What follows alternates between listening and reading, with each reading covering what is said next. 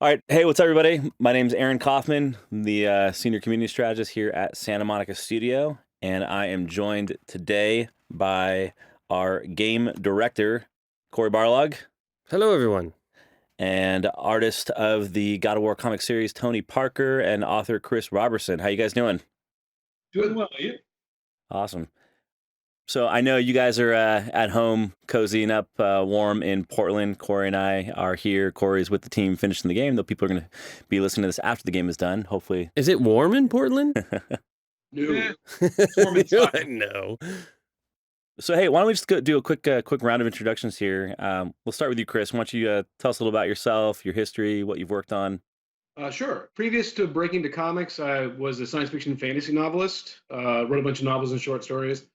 I started working in comics about almost 10 years ago, probably best known for co-creating the iZombie comic with Mike Allred that was the inspiration for the TV show on CW. And these days, I largely work with Mike Mignola on various Hellboy-related titles, Hellboy and the BPRD, Witchfinder, things like that. But I've also done some Aliens work and other titles for Dark Horse. That's awesome. Are you a fan of Electric Dreams? I know you've been you helped out on Do Androids Dream of Electric Sheep? Both of you guys did. Yeah, I actually wrote a prequel to that for Boom Studios a million years ago. Oh, you did Dust to Dust. Yeah. Oh, wow. Oh, yeah. That was me. Did you guys even know that you both worked on Electric Dreams kind of inadvertently together? This is the first. Surprise. It's a small world.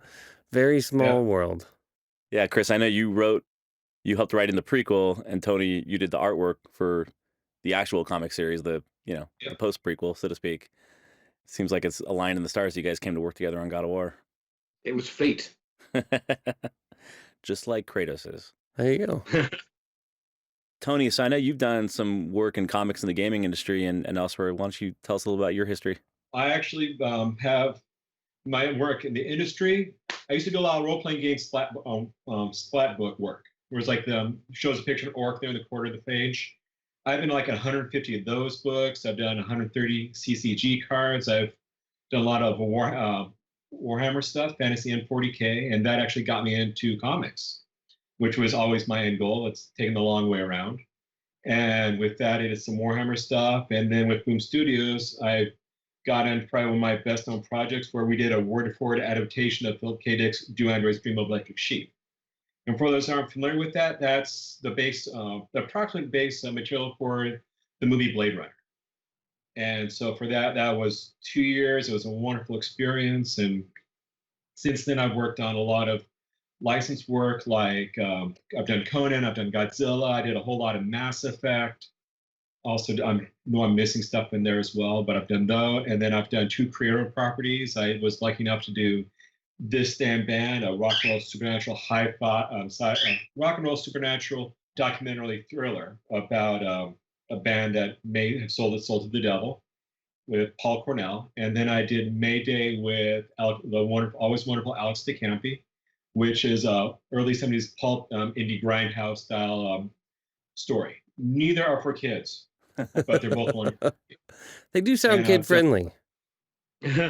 It's a weird balance. And I've done work for Nike and the Phoenix Suns, and you work a lot of weird places when you do stuff like this. And I've loved every moment of it. And now I'm actually quite ecstatic to be working with the God of War team. So oh, cool. That's kind of brings me up to here.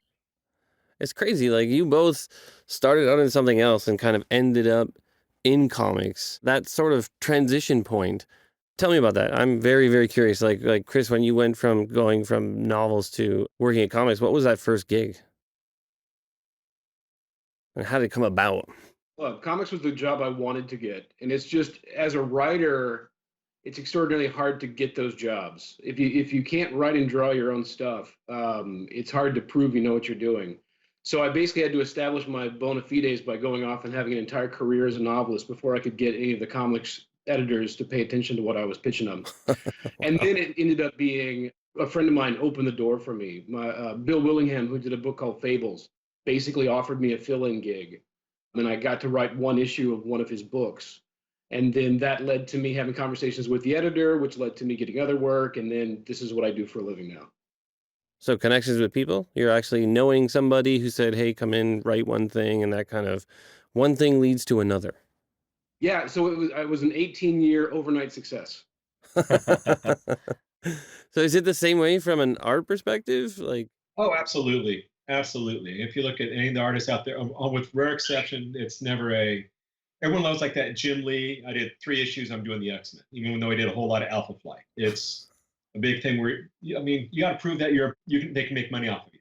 And it sounds horrible, but it's a business, and a business I love, but you still got to prove that you're worth the investment. And for me, it was, it was around 150 different books, RPG not illustrations, but books I worked on. wow. So hundreds, if not thousands, of illustrations to show I could do it. And from there, it was working with Games Workshop and working in that field. And from there, it went over to Boom, where, hey, Boom Studios, I love comics. I've always wanted to do this. Too bad you don't do any more Warhammer comics. Oh, no, we do. What? Yeah, I'm licensed, I'm approved with Games Workshop, and I can do all this stuff. Well, I was almost hired on the spot. Oh, wow. Which is incredibly rare for that. And so I was able to do some work with them with that, and able to parlay that out to it. But no, my end goal, and side note, I actually have degrees in criminal justice and psychology. I graduated with honors with those. Really? I mean, I would totally expect that from a comic book artist. Oh, yeah. Almost every comic artist and writer, it's that, again, like that Doctor Who thing. They're taking the long way around. Yeah. And so we've all got here because I think it's easier for artists than it is for writers to, I'd say, break in but get published. Because nothing else, we can put pinups on different websites or web pages, and people can see it, and you can marketability that way. True. Much harder for writers to put up short stories and people actually take the time to read them. Yeah, So that's not really the writer equivalent of a pinup, huh? Check out these 3 words. Nice. Or check out this one-page short story. It's a much harder push. Yeah. Versus, oh, here, that's a really pretty picture. I can look at it in 3 seconds. Huh. I'm very lucky, but I've been doing it ever since, and loved every minute of it. How has comics changed, you think, over the last, even 10 years? Oh, Chris, if you want to go. Well, I think comics creatively has never been healthier than it is now. There's more different kinds of comics coming out, more types of stories, more types of genre for any conceivable audience.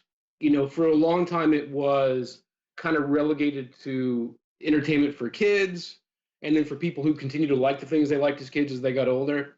But now there's an unending supply of fantastic new books, either as individual comic books or as graphic novels or trades or web comics, just constantly coming out. It's almost impossible to keep up with all the good stuff. So it's a good place to be in. It's kind of hard to make money doing it, but as a reader, it's pretty great. I'd put this as a new golden age of comics, actually, because while, yes, we look at the 50s and 40s, there were some amazing illustrators like Frank Frazetta and some great writers that worked in that period. If you look at the overall quality that's being put out right now, because it is such a difficult market, you have to be damn good. There used to be a phrase in comics, if you want to be an artist and you want to work, you got to do 2 or 3 things right. You got to be really good, maintain all your deadlines or work fast, or be incredibly charming and personable. That's not the case anymore. You have to be really good, you have to be all 3. And you usually have to be really talented, make your deadlines, and don't say stupid things. I would be terrible in comics then. You learn to pick your battles. But it's one of those things where there is such an incredible amount of talent out there, because there is such a great diversity in the readership and the creatorship and the subject matter. Where when I was reading comics when I was a kid, you had capes, and I love superheroes. But now if you walk in and you see what the incredible things that you can do, that you can read that are so incredibly well done, it is a wonderful thing for a reader to have. It's just an embarrassment of riches. Do you guys find it's more common now that you're putting a lot more of your sort of your personal self inside of the works that you're doing?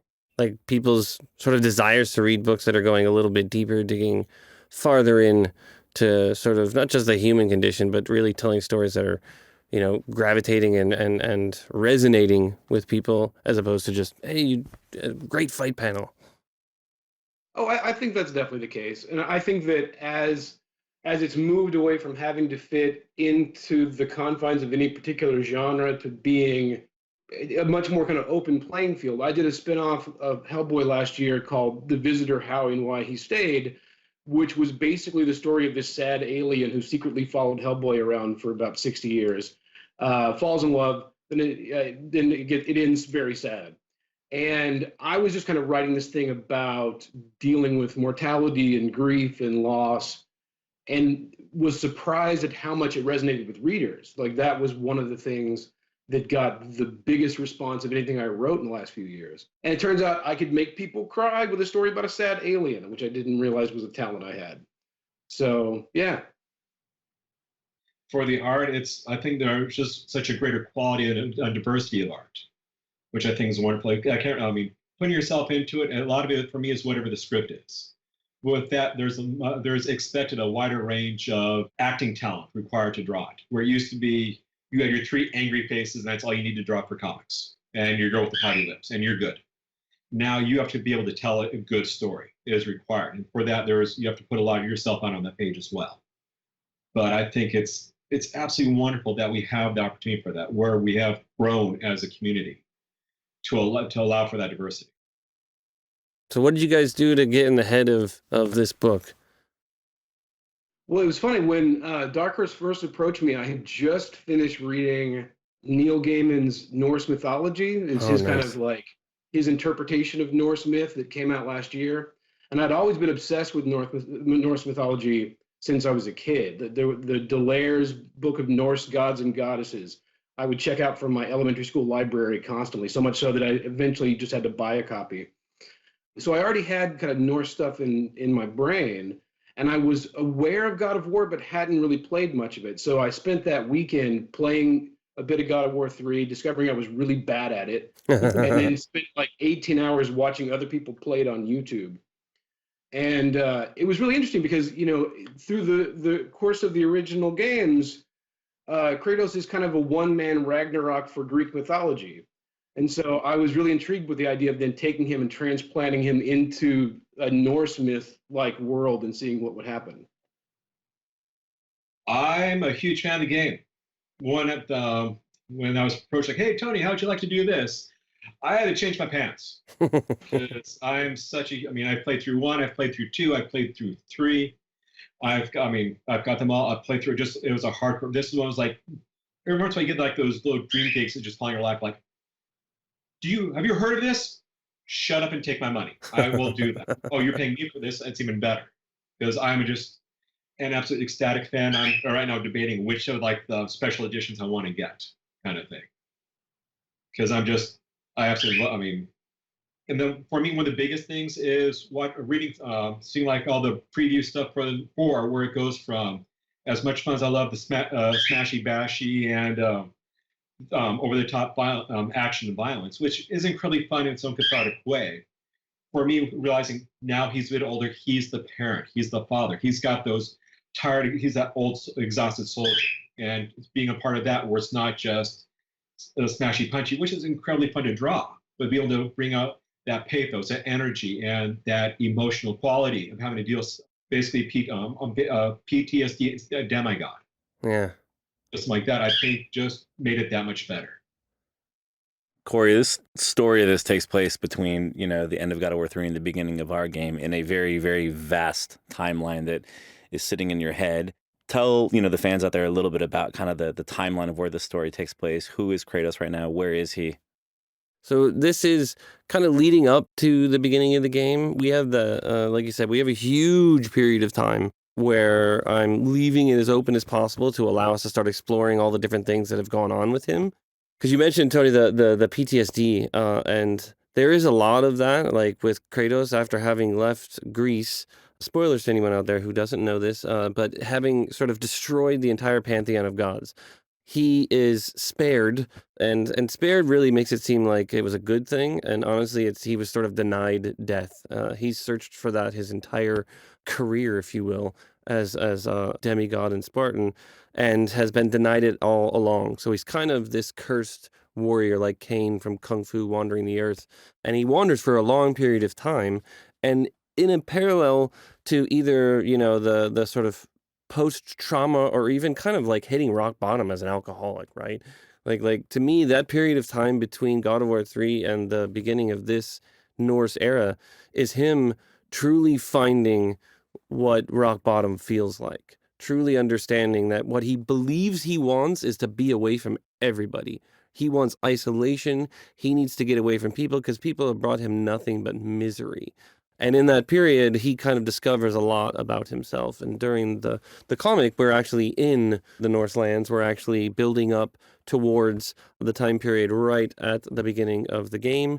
And you're getting to experience the sort of dynamic and the relationship between Kratos and Atreus.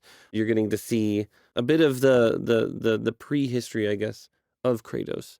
But I like the fact that we have this massive window to explore as well for what happened between these two periods of time, because everybody still strangely believes that, he destroyed the whole world. And the reality of the way that most mythologies work is these are the creation stories of various cultures, which kind of exist at the beginning of time at the cultures all around the world, right? So cultures in sort of the South America, cultures in sort of Southern Europe and Northern Europe, and even North America.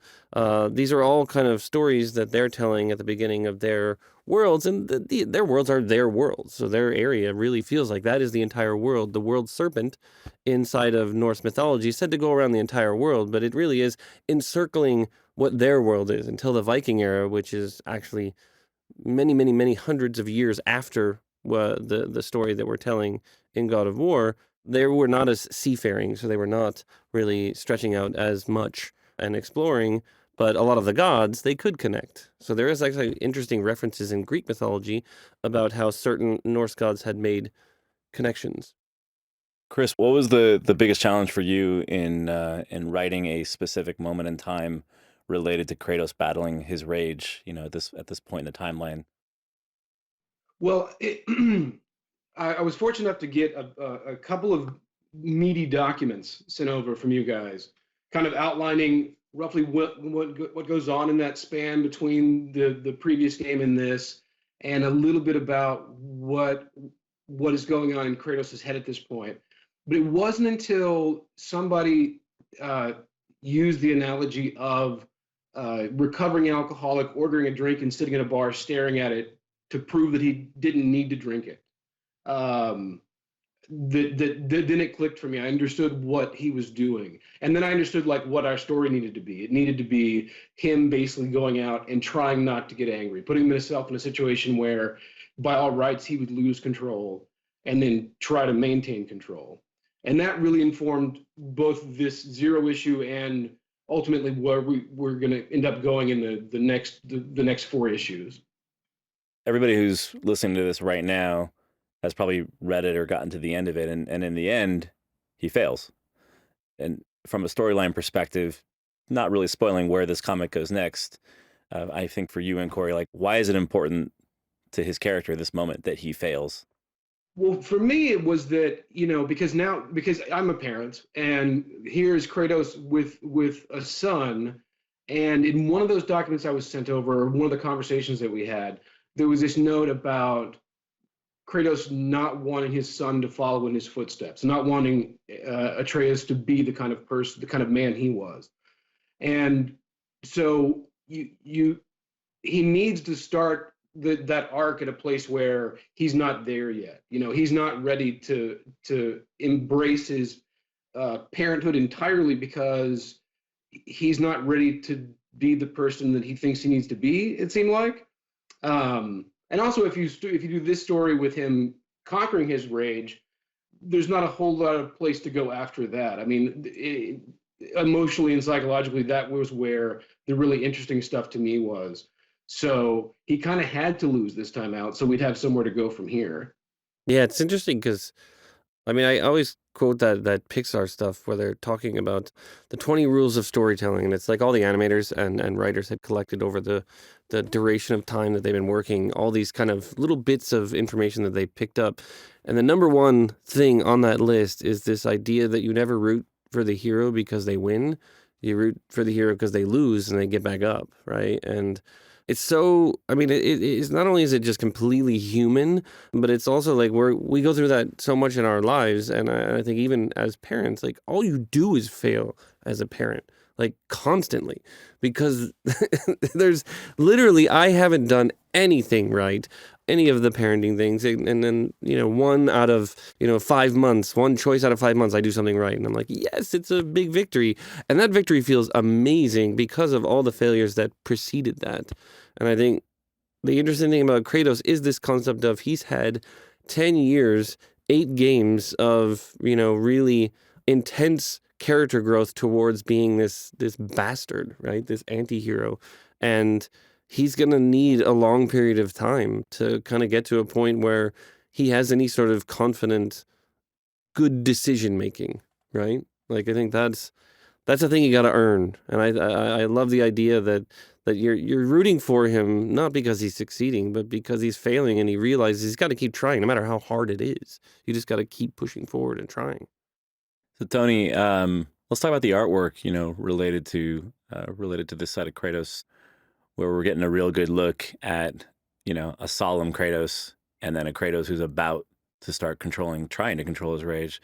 So Tony, there's a lot of different emotions that are conveyed in these first 4 panels.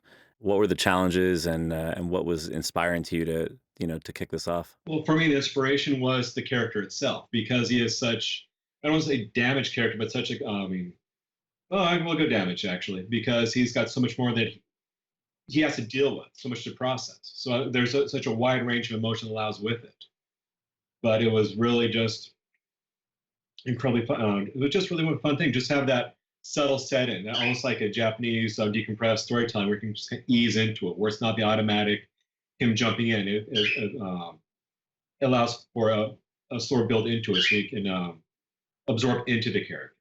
And for me, it was just... Yeah, it's such a cool isolation that you got on this as well. This idea of it's like we're holding back on a lot of the color, the snow kind of washing a lot of stuff out, and it really is just like very clean, very simple. Him by himself. Wasn't me, so that was, I think, Guys did. Hopefully we can post up who the colorist was for that, but it looks like they did a good job. But I did the line art for it, so I was the storytelling and the line art.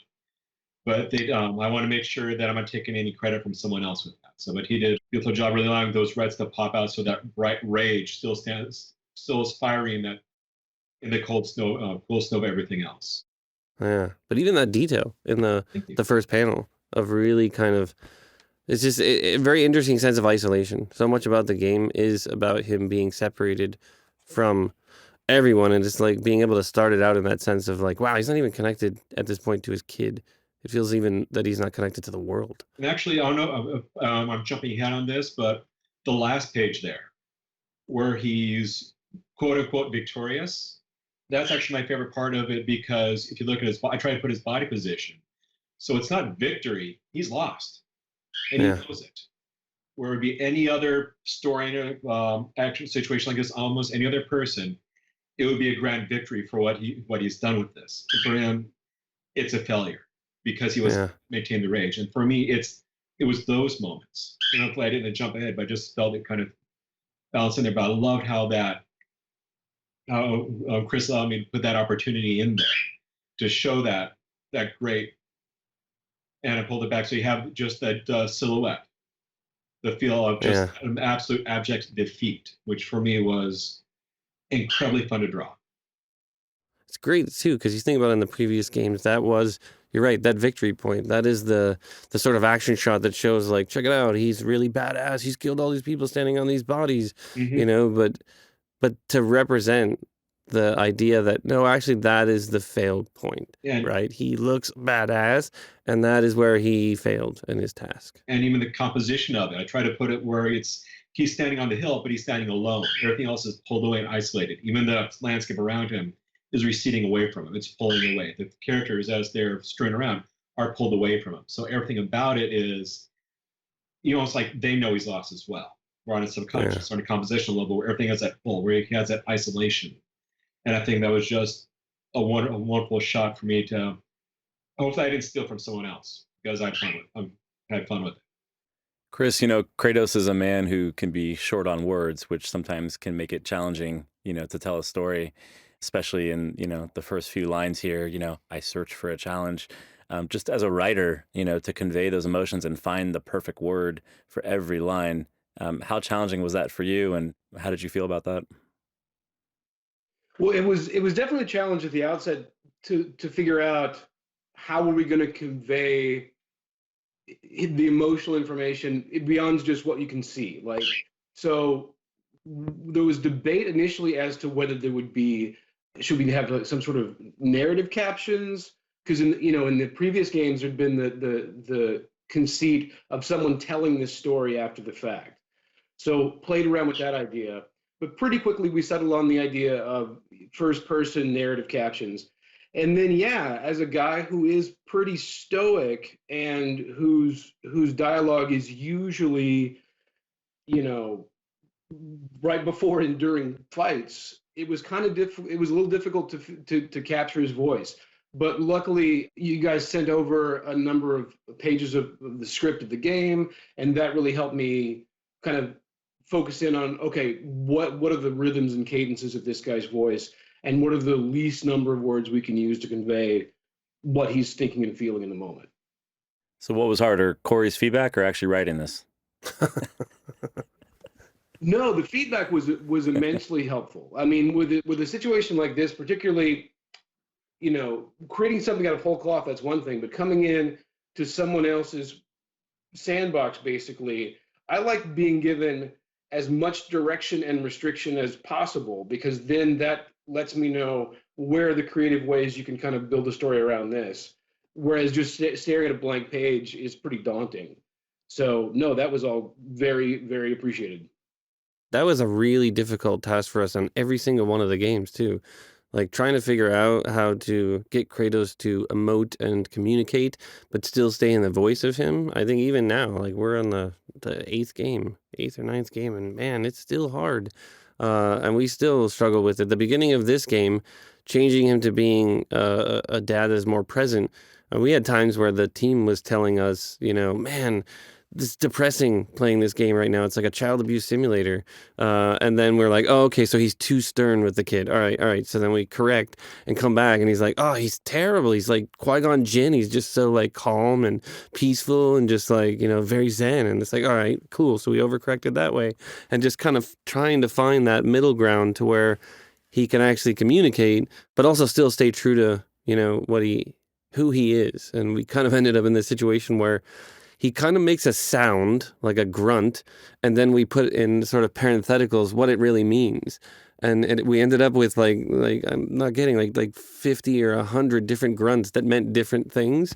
So the Kratos actor is literally like, and it really is conveying a completely different context of how he's responding to people. So it's got to be even harder, I think, when you're working simply just in the words to be able to convey that. But you've done a beautiful job so far.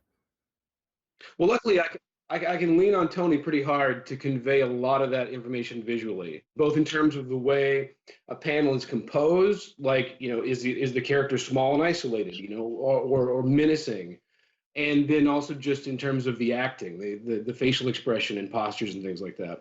So, yes, thankfully, what's your guys' process back and forth? Like when you get the script, do you guys get on the phone, chat about like some ideas, throw some emails back and forth? How's that work? It's mostly mediated through the editor, through Spencer Kushik, who's our editor. Yeah. So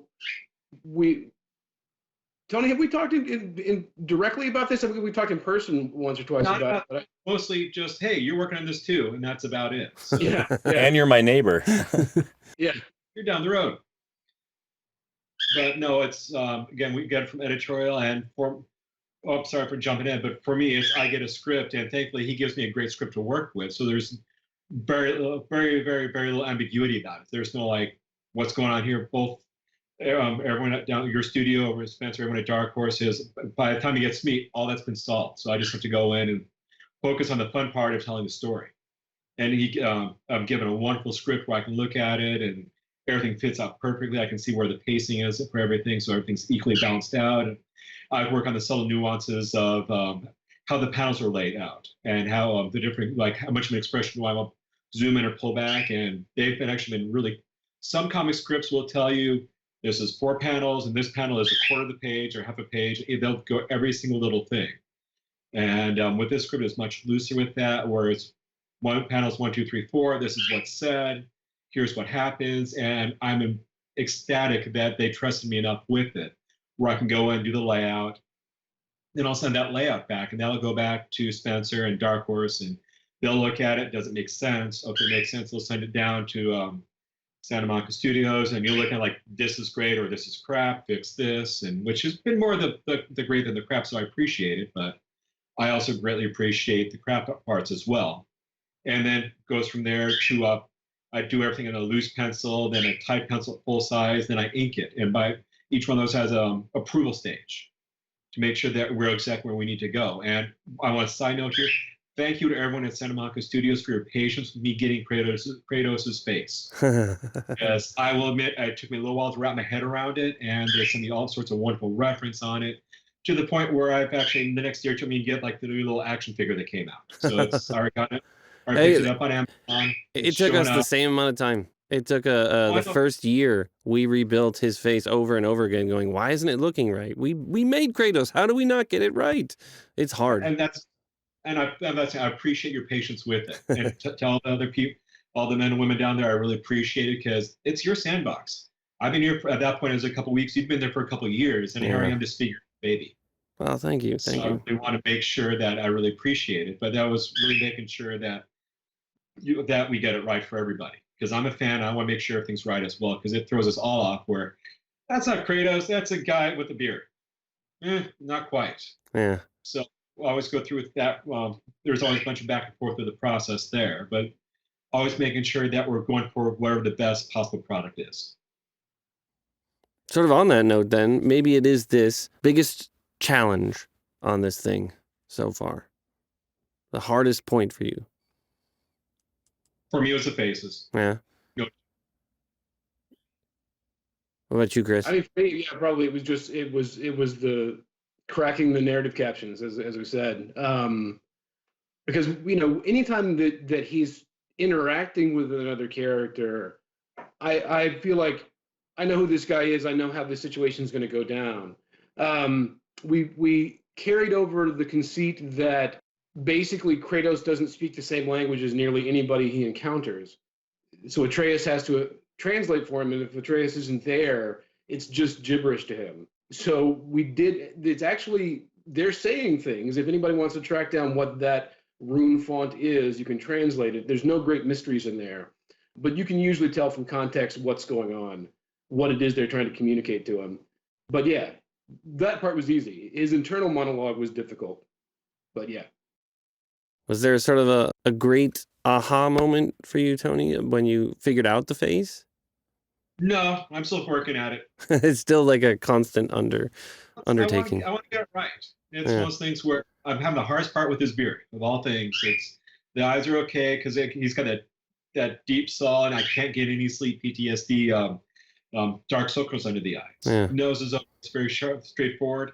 Maybe it's because I can't physically grow a beard. I just never could.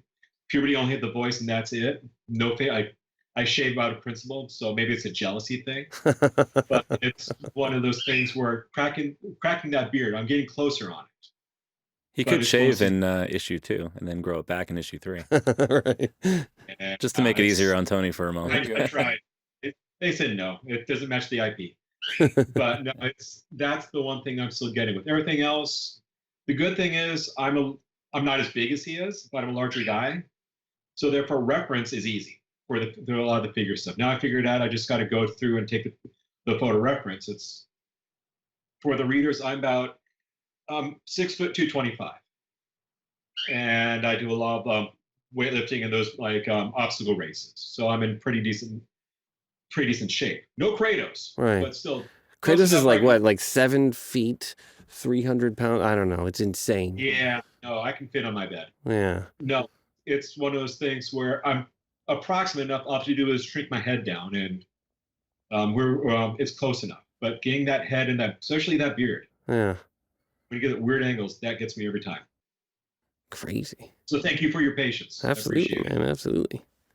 One of the interesting parts of developing this comic was setting an action scene for a man who's trying to control his rage.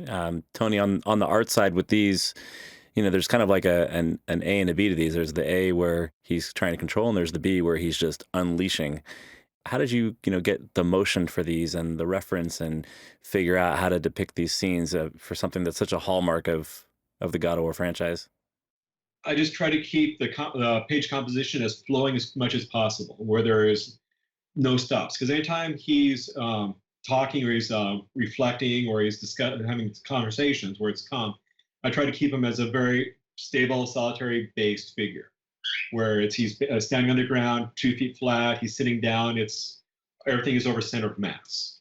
When he's in action, he's constantly kinetic, he's constantly moving. So he's moving, the wolves are moving, everything is off kilter. With the zero issue, I've got some more stable page layout, but as it progresses, the page layouts will get much more dynamic with it to really allow for that greater flow. But I was really trying to make sure that whenever he's in action, he's in action. Everything is off kilter, off base, or off center. And Chris, is it important to you as a writer to kind of leave that open-ended for the artist? I mean, do you prefer to take a step back and kind of just give very basic cliff notes? Oh, definitely.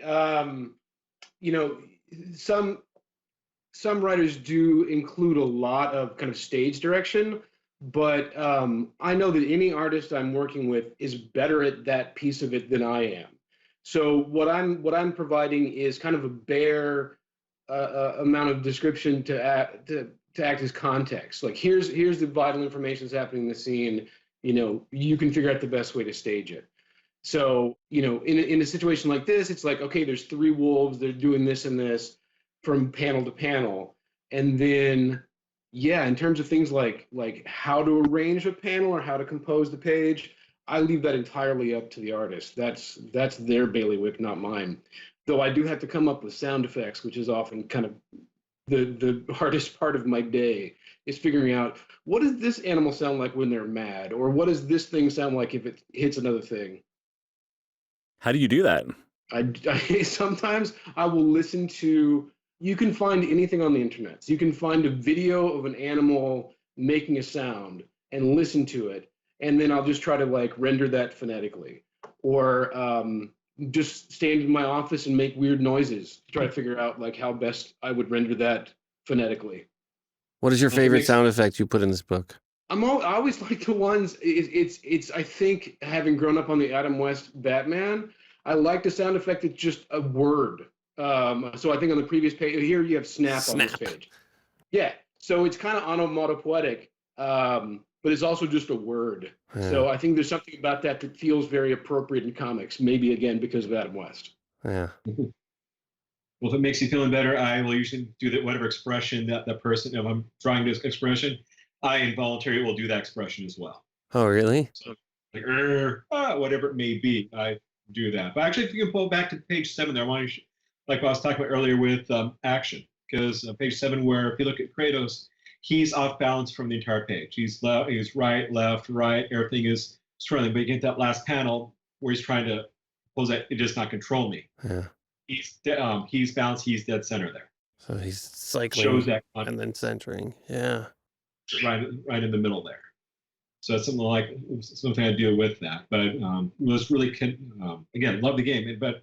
When he's doing action with the games, they do a wonderful job with camera control, where it's really showing a really dynamic camera when you're fighting.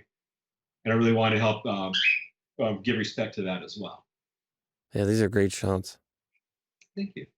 Corey, in this story, Kratos is still kind of coddling Atreus and protecting him and trying to keep him in the darkness, away from the dangers in the forest. Who is Kratos right now, and who is Atreus? Where are these 2 characters in their lives at this point? They are familiar strangers. He is the awkward, that scene in Terminator 2 Judgment Day when John Connor's trying to teach the Terminator how to do a high five, and he's super awkward and doesn't understand any of that. For me, that resonates as far as to where Kratos is at. Like fatherhood is such a distant, foggy memory for him. And while he looks at his son as this sort of potential for a better tomorrow, he is this I know I cannot keep doing the same crap that I've been doing, But I also am kind of, far removed from truly understanding how I can do any of these things.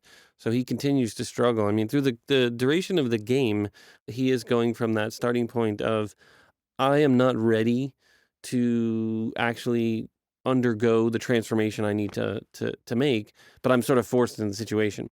What he's doing in sort of the pre-time, in the time of the book, is really stalling, trying to avoid some of the responsibility because he's working on himself, right? He's and not in a selfish way, but in a way of like, look, I need to know that I can control myself before I can actually pass any useful information on to this kid, right? And it's interesting because it builds up this resentment in the kid. His son is basically looking at him like, you don't like me, right? Like you're avoiding me. He's always out, as they say, hunting. But the reality is he's out doing this. He's out trying to figure out what is the aha moment for him to figure out, how do I control this?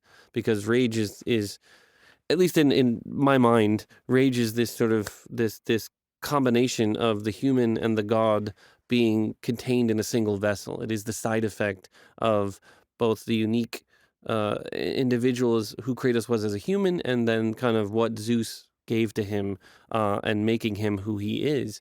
And this side effect of being a god and a human is this kind of uncontrollable rage, right? And he really does look at this thing as a disease his dad gave him, and then a disease he's passing on to his kid, right? And we play a lot with that in the game, and I think it's kind of this nice alluding to with this sense of he's just distant, right? And he struggles with trying to understand things. I love the idea that in the book, you cannot understand what other people are saying to you, right? That feeling of when Atreus isn't there, Atreus is the voice, right? And as the reader, as the player, you are experiencing life as Kratos. Then you don't understand what they're saying, and you have to start perceiving what's going on in that situation, what is happening. And it makes him probably a bit uncomfortable to realize that, his son is a necessary part of his understanding of the world, right? It's something that I think maybe on the surface, maybe he thinks he understands that, but I think deep down it is a long, long journey for him to really understand. There's a give and take, a power control for both of them, right? Being strong isn't the only thing in life. Chris, what was it like for you as a father writing the lines for Atreus in this story? I kind of had to go, it's almost like Bizarro World approach. Like, what would I not want to do? As a parent, like what would be the wrong impulse to do? Like understanding what motivates him, and as the next 4 issues kind of unfold, like he's going to be put in that situation more and more.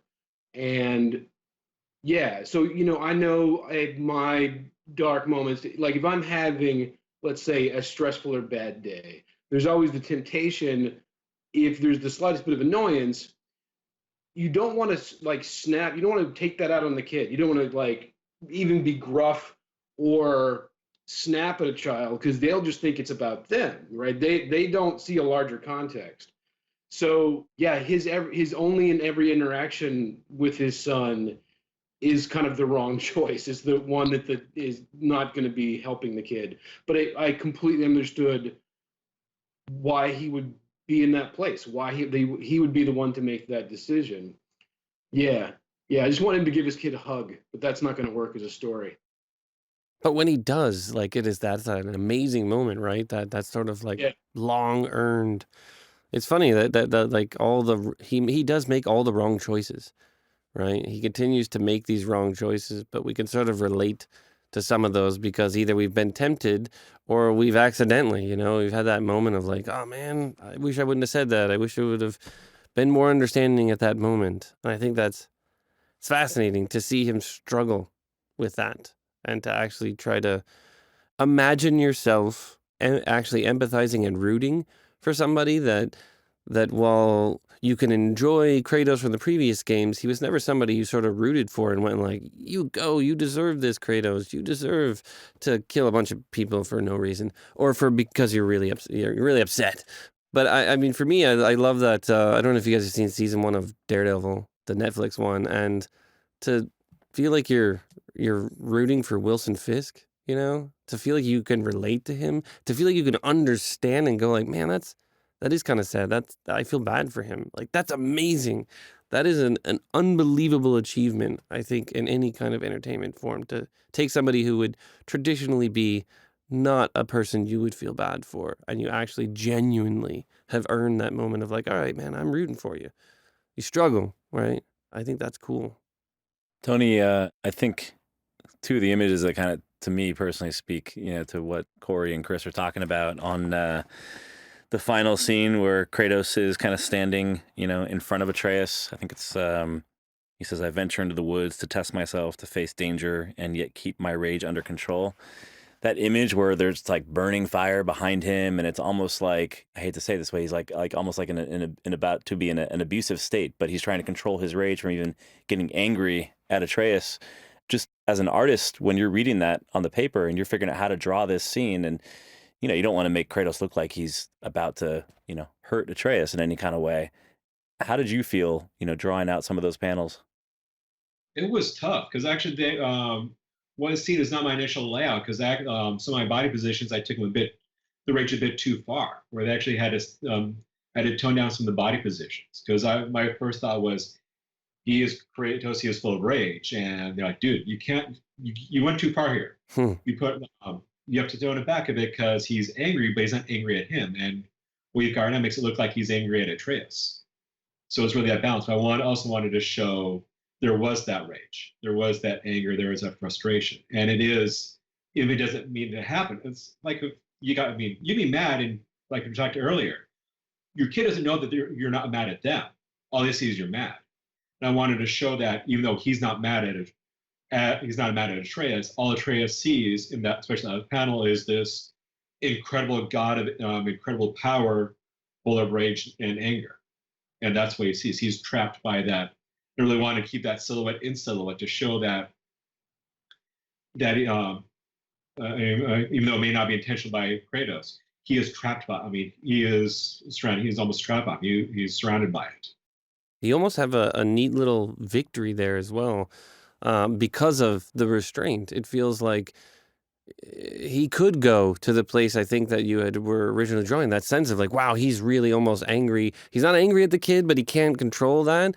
And this little bit of restraint that's being shown there is kind of like, all right, it's a small victory. It's it's not, first place, but he's still getting a bit of progress, right? The Hulk isn't completely coming out at this point.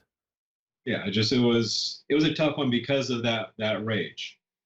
But it was also one of the things I think down the road, I also have the potential payoff as well, to show that hopefully he's able to quell at least some of that rage around his kid. Yeah. I'm hoping. I haven't played it yet, so I don't know. I'm looking forward. I'm a fan. I was like, I can do this. This is amazing. And I'm actually playing it as well. Have a greater connection this time around, obviously. Like one last question for everybody to kind of answer in their own personal way. Chris, we'll start with you. How do you want God of War fans to feel about God of War, about Kratos and his son, after they read issue 0?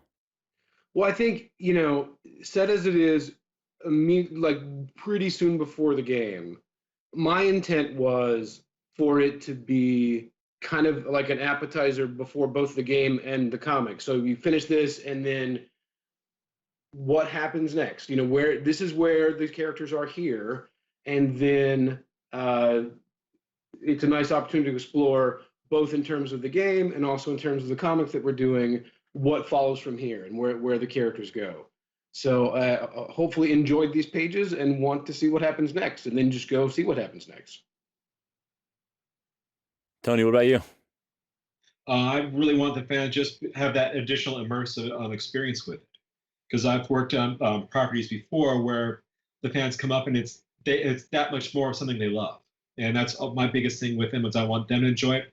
I want to be a positive experience for them enjoying this. I want them to come away from it with the realization of that is so much more to the character. We're not worried about, I'll go do this crawl or get this little mini quest or side quest. This is solely about, I love the interaction between these two people. I can actually see this where I can sit back and I can enjoy it. where it's not a cutscene. I've got to either wait through or I've got to pause and go back through. I can sit back, I can pause it at different points. I can sit back, I can enjoy different elements of it. So it allows for that greater immersion into the property. As long as the people that read it, they're fans, they love it, as long as they enjoy it, that's as good as I can hope. Yeah, I think that idea of like, I want more. I think that's my favorite part of always getting to either the last panel or usually the last sort of like splash page of a book is that like, oh yeah, I want the next one, right?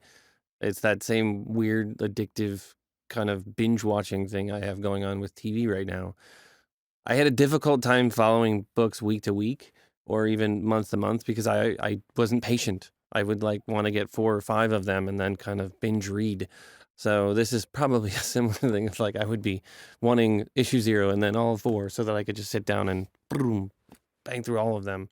But yeah, I think that feeling of like, what's next? I think that's great. So for those who, for all the fans that have made it to the end of this, can we tease what's next? Issue 1? A little, I guess. I mean, basically, the central struggle for the characters and that dynamic that we set up here is the engine that drives what follows. And a very similar kind of moment with Kratos testing himself out in the woods, maybe going awry, and then having to deal with the consequences of that. Oh, the action I'm working on right now. And just something far more I'm able to play with it a bit more. I feel a bit more comfortable with the characters, so I can take greater risks with them.